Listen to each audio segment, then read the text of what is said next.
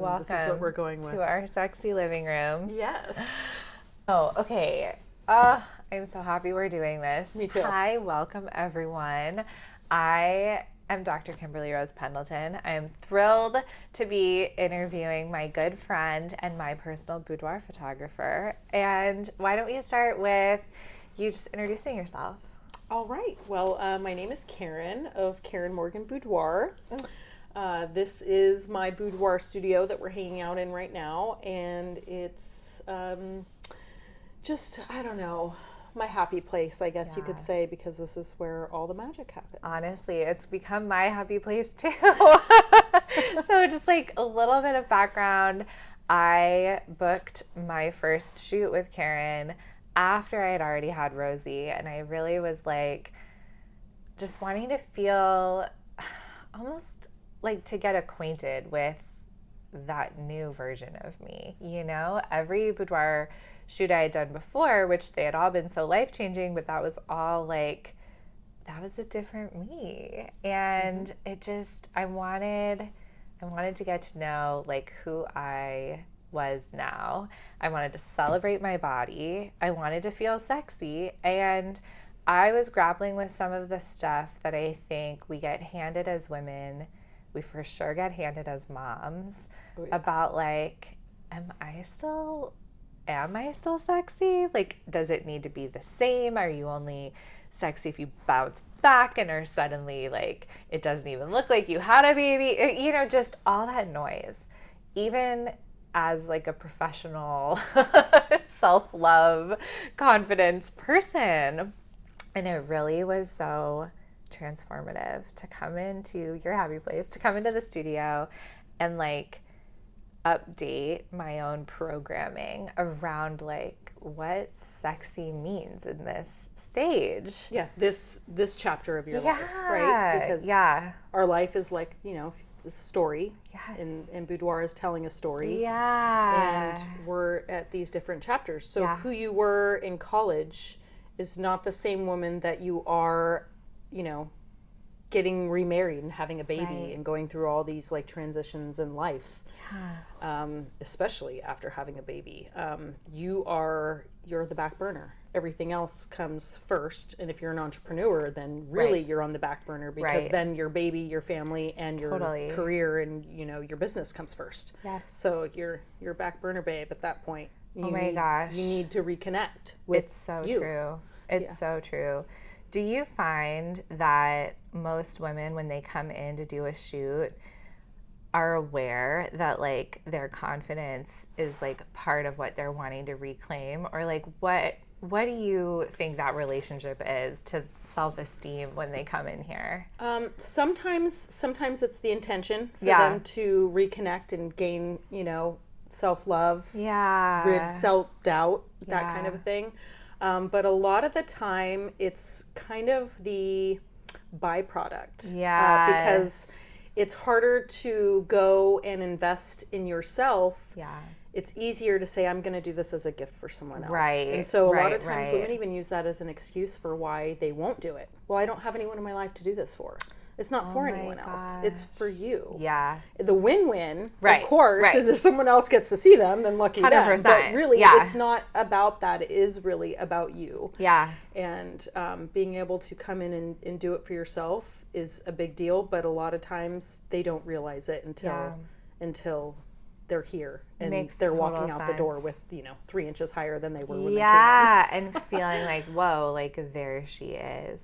I love everything you just said, but I totally feel the same with like the intimacy work where it's kind of like, okay, sometimes people are like, well, I'm doing this for my husband or for my partner because this is like an area where we're blocked and I know that it would like mean a lot to them for us to kind of like fix it. But then it's so much deeper than that, and it's so much more about like, if we feel good with ourselves, everyone around us will benefit. If we have a partner, like lucky them, they will now have like probably even more fun. But it wasn't ever about that for me. It's like, it's for you. Like that is the first and foremost thing. The images are Yes, sure. They love to see that. Yeah. Win-win on that. Win-win, yeah. Win-win-win when it's not, when, again, the images are the byproduct. You know, now you're more confident with yourself, which means you're more confident in the bedroom. That means you're going to leave the lights on this time. And oh my gosh, he sees you going to leave the lights on. Yeah. He wants you to leave the lights on. Oh my God, he wants to see you. Yeah. Yeah. I have a yeah, couple stories please. about Yeah, this. yeah. It can go two ways. I've seen this go both ways. Okay? Yeah. I've seen women do a boudoir shoot for a last-ditch attempt for attention from their husbands. Yeah. And it go the wrong way. And then it's kind of like and confirmation to leave. Yes. Yeah. It's definitely. Yeah. I have caused a few. And then you can breakups. call me. I Yeah. will Same. say, I won't take One full time a responsibility, partner paid for the coaching, and then the coaching ended up being about, like, you should maybe leave him. And I was like, oopsie.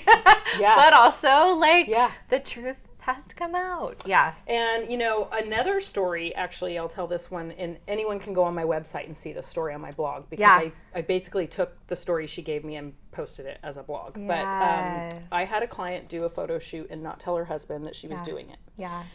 But she also didn't tell him that he was coming to see the photos. The husband didn't know.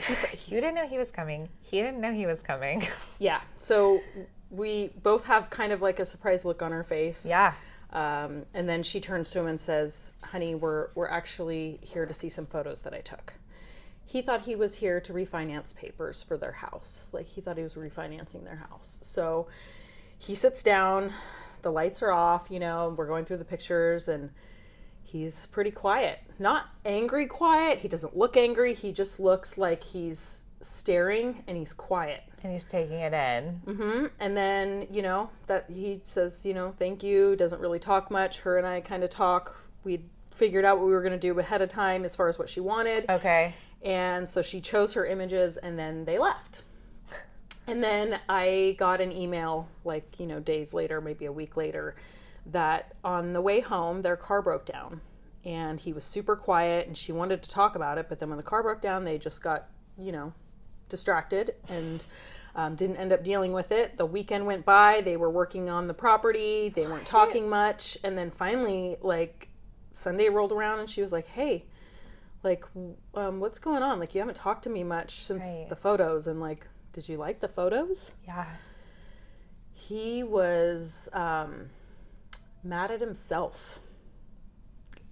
She didn't see it coming. This like, almost like, it made me cry, actually, when I thought about it, when I was reading this. But he was pissed at himself because he said he stared and saw her, and then he saw her, his wife of, like, 35 years, and he felt like a dick. Like, he felt like he hasn't been good enough to her. I've been taking her for granted. Yeah, and here she is. Look at what I've had my whole life. And so by the time Sunday had rolled around, he'd already found a counselor and had an appointment. Oh my God. And she said they sat down and had this deep conversation that they had never had, like, in their marriage in 20-something years. Incredible. She showed up for herself, and it made him see what he was missing. Yes. And this isn't like, I think people think like lingerie, lace. Right. She brought her denim overalls that she wears that. on their property, what she works in all the time. Those my God, overalls I love are who that. she is. That tells her story. Okay, that makes even more sense when you were like, they were working on the property all weekend. It was like gardening. Yeah, they're like farmers and property owners. No, but I love that you said that, because it's so true. Like, some of the most candid, intimate, beautiful shots are like the shirt that you wear to bed, the tulle skirt. I can't even tell you how many clients, probably so many people watching this, are like, no, like, a pink tutu is like part of my, you know, like, inner child that needs to come out, or like that whimsy or whatever. It's like, boudoir doesn't have to mean you're like performing like Victoria's Secret catalog. Right. It can be, but for a lot of us, that's only one dimension to our sensuality and like who we are. And it's just all about like uncovering who that really is. Yes. It's like when women say, well, why do this for myself? Right. You know, I have had one client brought a denim jacket, this old oversized. Oh my God.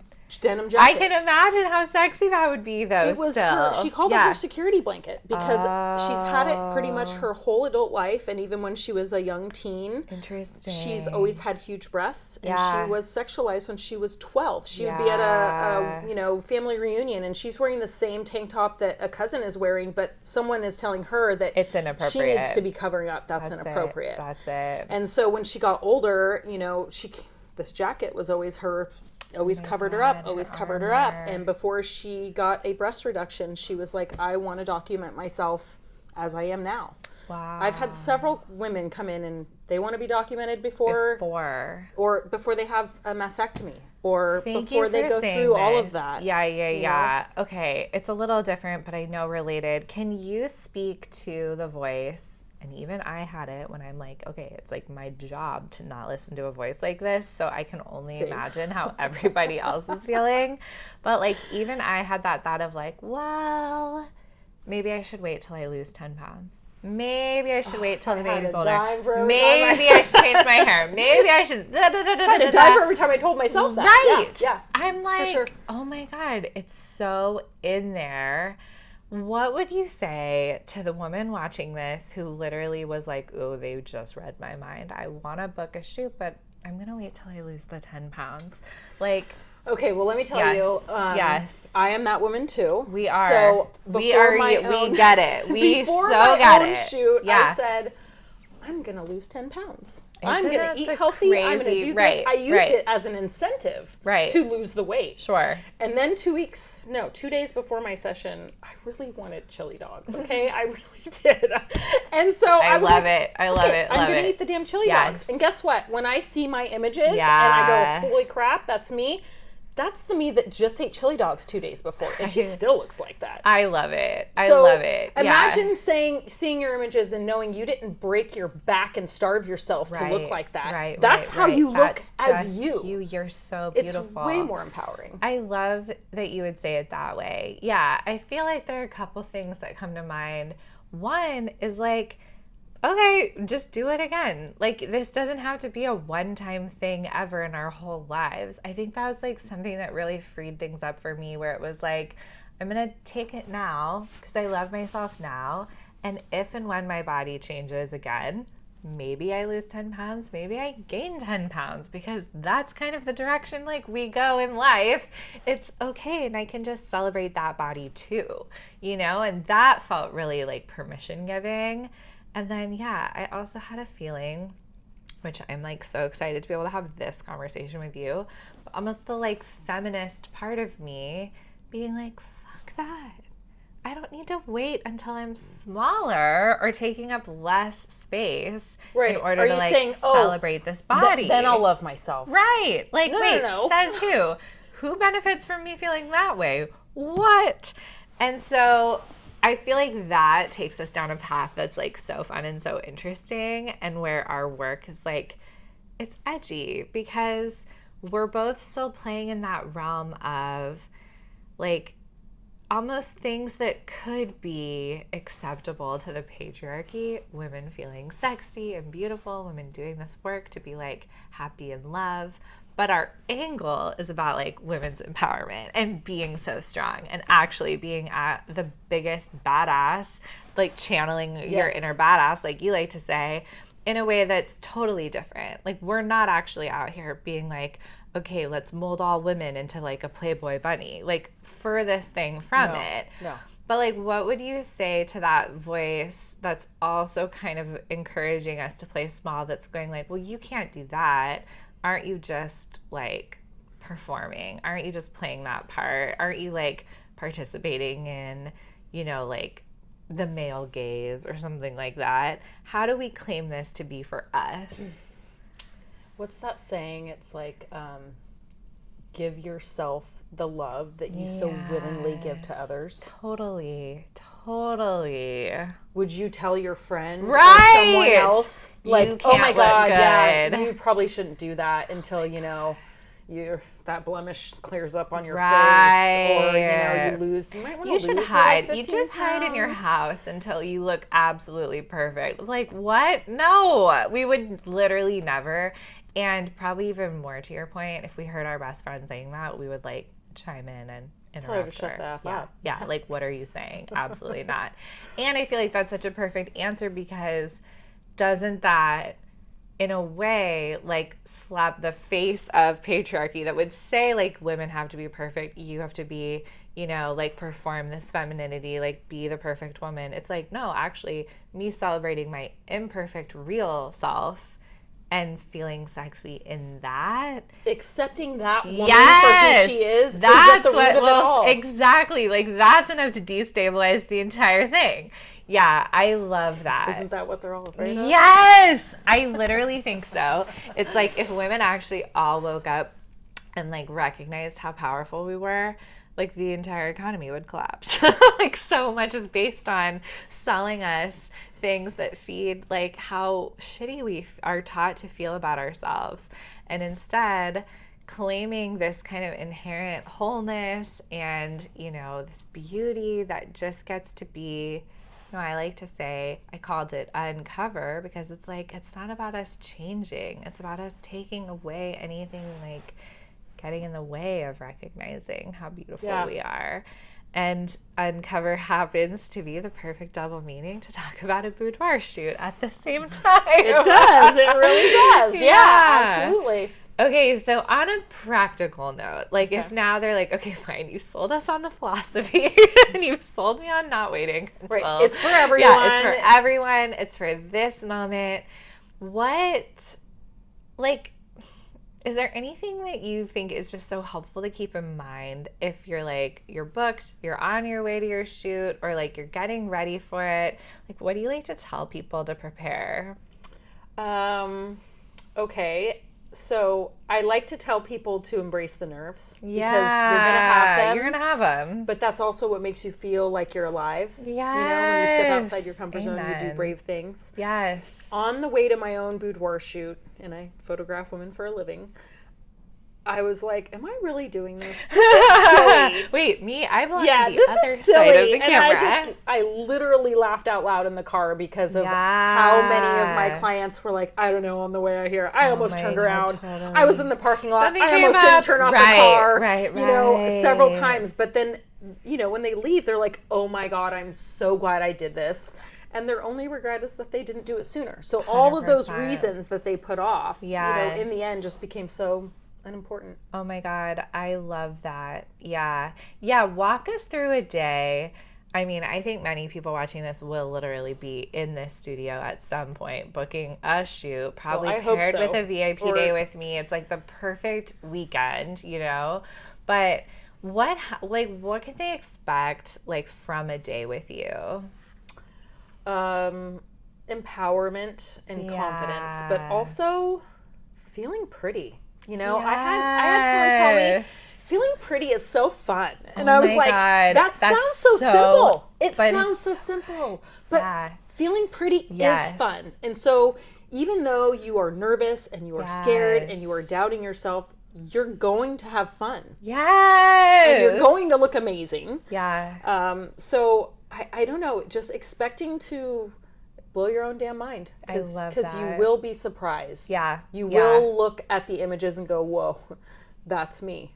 I did that. It's so true. No matter your size, no matter your age, no matter the shit that you've gone through.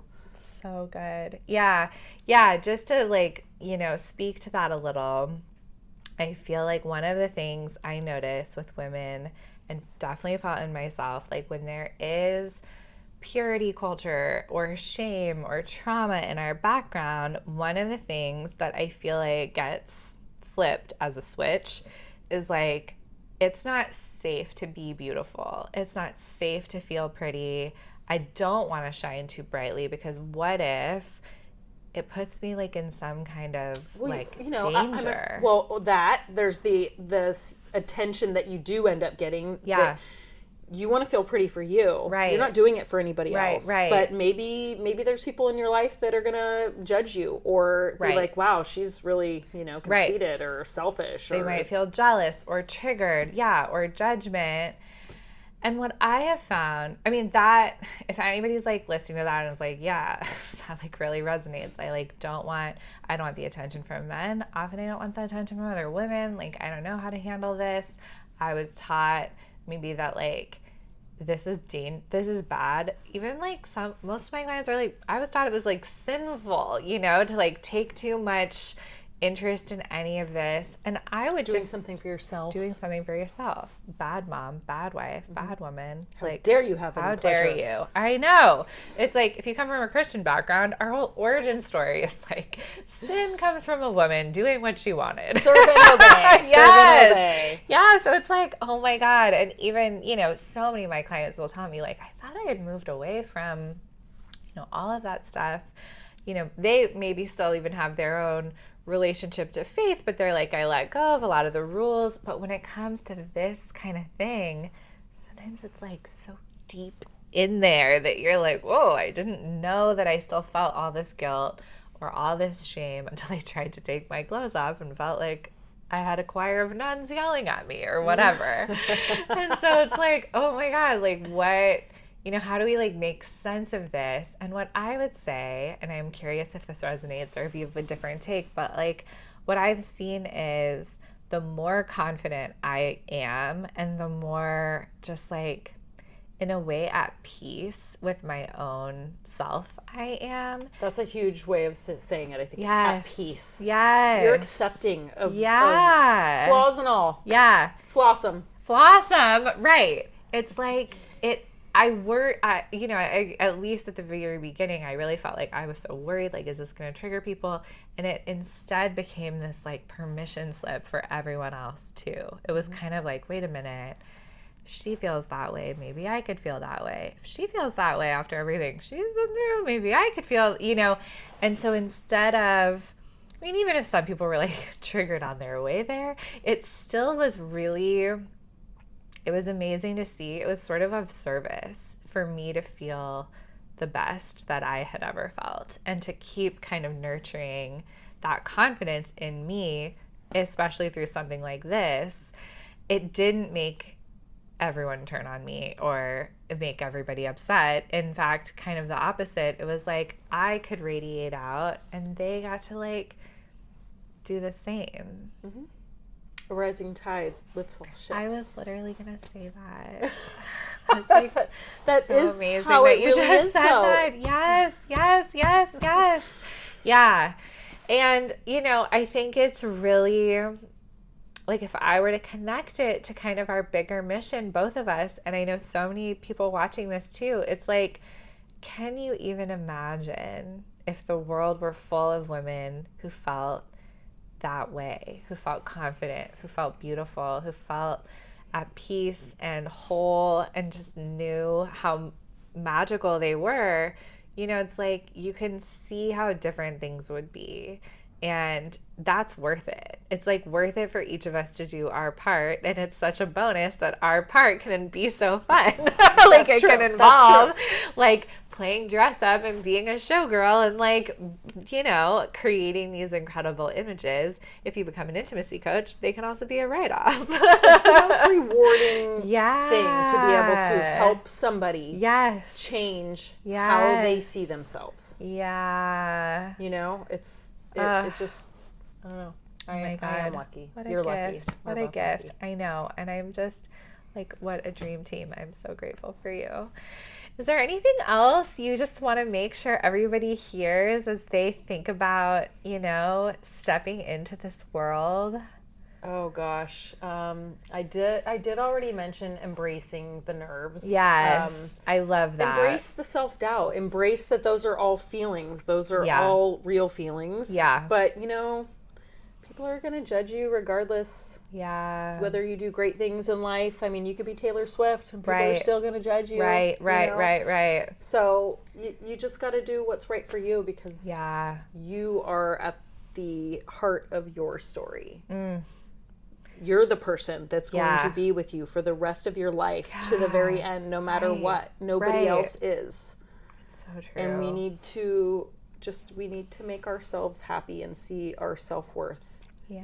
People around us, our family, our friends, they don't lose anything from that. Right. They benefit from that. And this isn't, your images aren't showing up on my website. They're not on social media. These are not meant for everybody else. If you see images on my website or on my social, those were approved by the person. It's someone like me who is like, please. Like, share. I mean, I've had doctors be like, oh yeah, sign a full release. I'm like, whoa. You sure you want to do that? And they're like, oh, I'm always wearing a mask. I'm never going to take it off. Don't worry about it. Oh my God, I love that. Okay. Yeah. High school teacher? No, we're never sharing this. You're right. Yeah. Fake name. No, I love that though. And I just want to like reiterate too that rising tide lifts all boats. It's like one empowered woman just makes it easier for all the rest of us. Empowered women empower women. Yes. That's what we do. So that's what we're doing. It's permission. And your like confidence and pleasure and experience of life being like full of light, it matters. It really, really matters. Well, because we don't always feel sexy. We don't always feel pretty. We don't, that's one of the reasons I love women having a piece, one of their images up on the wall for them to see every day, because you get out of the shower and you're like feeling and then you see that and you go, oh yeah. Hey, wait a minute. I did that thing. Oh my God, I am a badass. Good. So good. It's important what you do and how you help women change their mindset about themselves. Well, they go together. Kudos. This is like the perfect pairing. Oh, we could have a lot to talk about on this couch. I'm like, is this the beginning of our talk show? Stay tuned. No, but thank you. Thank you for coming in and having this chat with me. My pleasure. Until we meet again. That's right. All right. Well, thank you everyone for coming to our little girl talk. Our session. Have a great day.